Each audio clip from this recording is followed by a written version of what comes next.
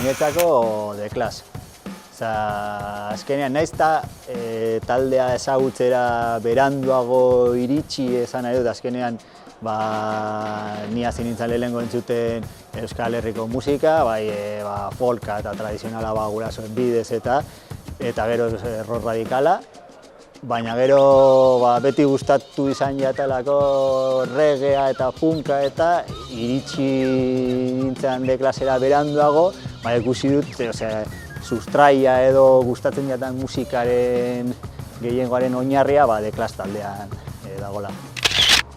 Hori zaila da esatia, ze azkenean da sasoi bakoitzaren arabera. Orain gogoratzen ibili naiz eta nik uste dut batea inpaktu asko izan zuena nigan Negu Gorriak lehenengoa.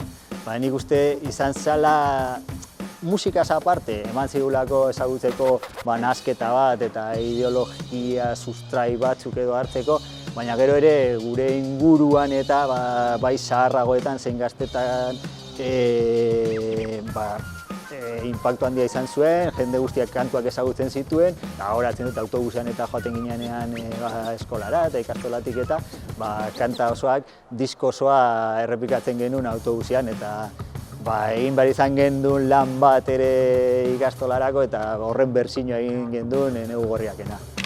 Asko gustatu jatana da Calle 13 Latinoamerika.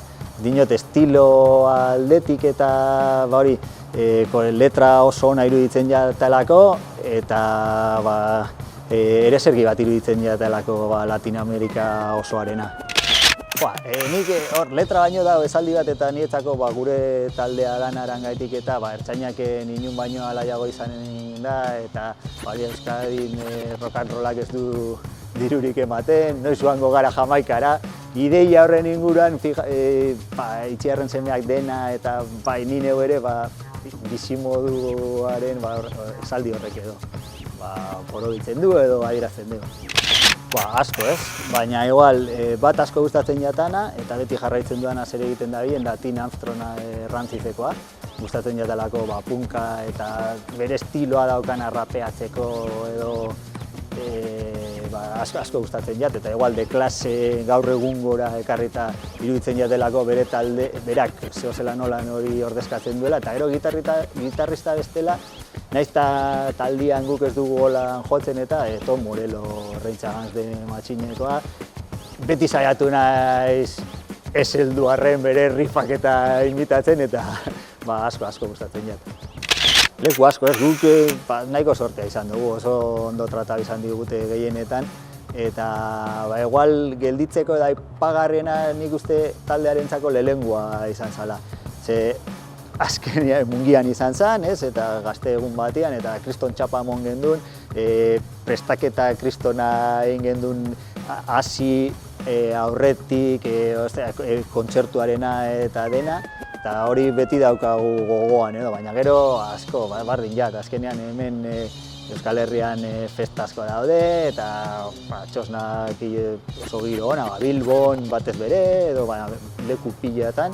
Eta gero kanpoan egon garenean, Irlandan suerte asko iki dugu, hainbat biderrez joan gara eta kontzertuak oso onak izan dira eta gero zoroakeri handiena Txilen jo gendunean, jendea ez dut ikusi inoiz halako zorakeririk kontzertu batean, gaina imaginatuta guri ez zigutela ezertaz bez ezagutzen. Ikustera, niri batez be Bilboko festetan eta gero niretako kafe antzokia. Badakit ez, baina lotzen duelako ere askotan egon naizelako festa giroan eta talde gehienak horra joaten dinean beti saiatu izan naizelako joaten bertara. Asko gustatu jatana eta eragin zuzena izan zuela esatea nahi dut jo eta nahi dut olako zehozer egin, izan zen Manu Txau ikusterakoan Bilboko Gaz plazan. Kristona montau zen, gero badakit Fitok eta jende gehiago batu izan dituela Zorroza horren jo zuenean eta, baina uste dut garai hartan esaten zen behintzat inoizko jendetzarik handiena egon zala plaza hartan eta Kristona izan zen kontzertua 2 ordu uste jotzen zutela, eta zan etengabe dantzan eta kristolako giroa edo, eta esan egan, ostia, nik olako zeo zer gustauko jatan egitea. Egia esan ez, gogoratzen dut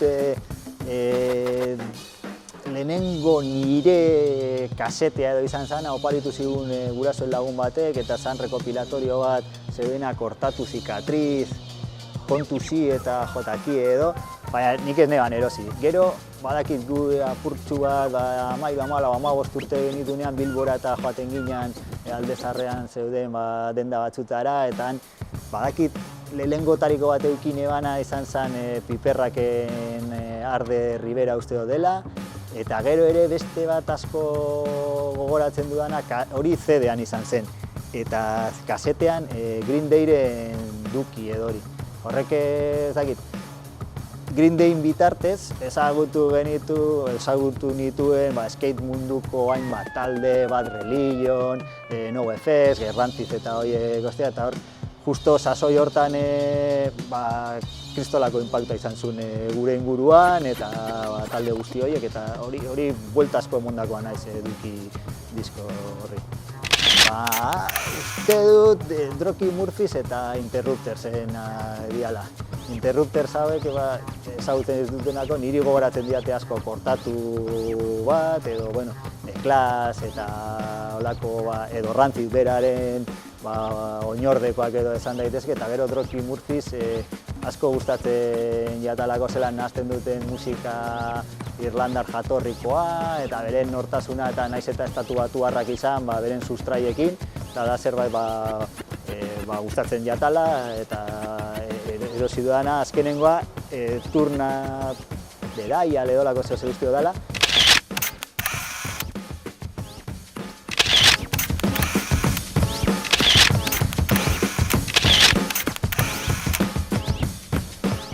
Good.